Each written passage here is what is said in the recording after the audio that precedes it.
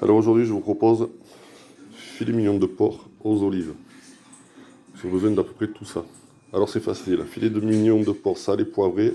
Vous les faites rissoler dans une casserole avec de l'huile, de l'huile d'olive et un peu de beurre.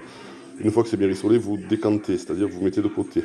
Vous rajoutez oignon qui sera préalablement émincé ainsi que l'ail émincé. L'ail écrasé, c'est même mieux, ça donnera plus de goût. Vous faites bien revenir encore avec une petite noix de beurre s'il faut. Là, vous incorporez vos olives. Vous faites bien revenir. Ensuite, vous reprenez votre viande, vous la remettez dans le plat, vous remélangez bien ensemble. Vous faites un petit fond de sauce avec le fond de veau. Simplement, vous lisez les instructions.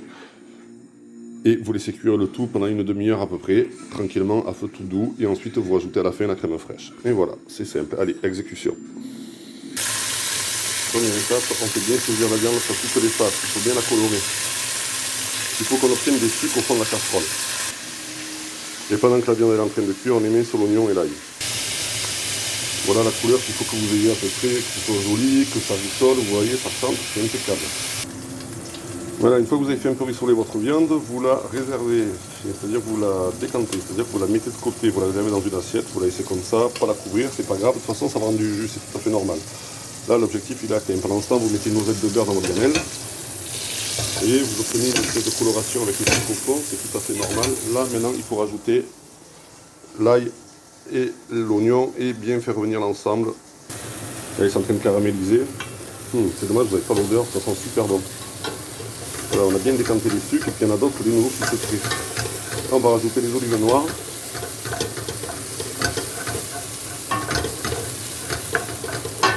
J'ai un peu baissé mon feu parce que sinon ça va cramer, c'est pas l'objectif, faut pas que ça brûle. Quand ça brûle, je me disais mon prof de cuisine, Bérard, quand c'est noir c'est cuit. De toute façon, il faut partir du principe que l'ail et l'oignon vont fondre pendant la cuisson. Donc, de toute façon, à la fin, moi je vais certainement tout mixer pour avoir une base de sauce. Là, je viens de rajouter mes olives noires, j'ai remué. Bon, pensez à bien remuer régulièrement.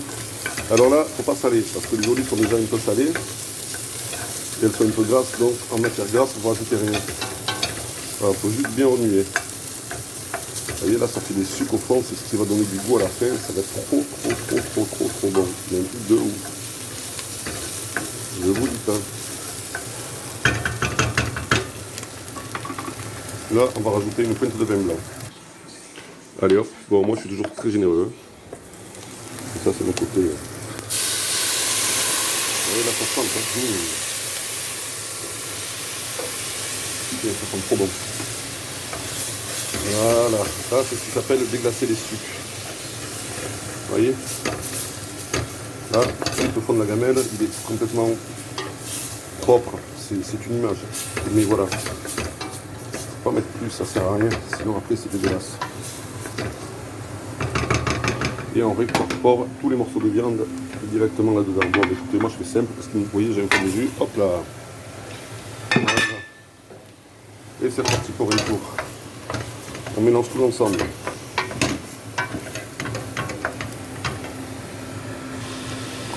Bon, vous n'avez pas l'odeur, moi je vais, c'est trop bon. Bon, parallèlement à ça, j'ai préparé mon fond de veau, c'est-à-dire que moi dans un bol, je délaye à bistoulénas, comme on dit ici, du fond de veau directement.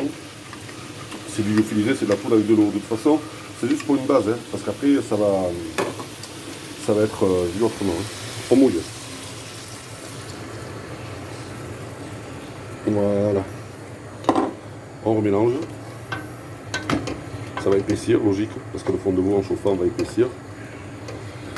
Là, on a notre base de fond de sauce. C'est là-dedans que ça va mijoter tranquillou. On va mouiller un peu plus. Histoire de dire, on recouvre à fleur, c'est-à-dire on recouvre à peine la viande. Voilà. Donc là, c'est mouillé tranquillement. Donc là, on va baisser le feu, on va laisser repartir à l'ébullition tout doucement. Pendant ce temps, j'ai bien chauffé mon four, parce que moi, je finis ma cuisson au four.